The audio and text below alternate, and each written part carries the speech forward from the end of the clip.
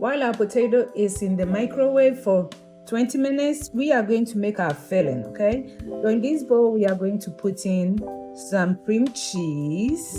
And I'm going to use about 4 tablespoons of cream cheese. I have my spring onions and I'm going to chop.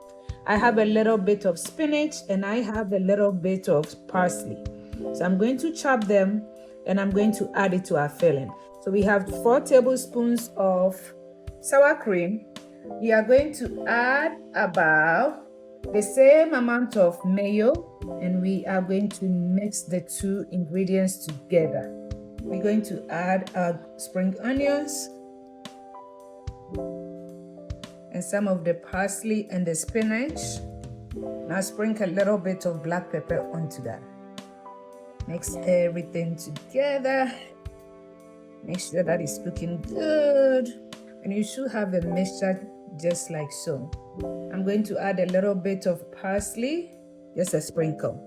And our filling of the potato is ready. Our potatoes are ready. We're going to take off the paper, just like so. Arrange the potatoes on a baking pan. And we are just going to make a crack in the potato. So you just have to make a little bit of slit in here.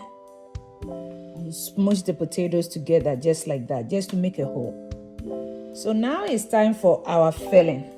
So remember the filling we made? We are just going to fill our potatoes with that. It's so good. You are going to like this.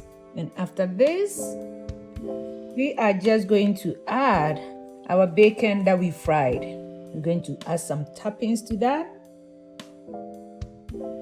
Lastly, we're going to sprinkle some mozzarella cheese on top of it.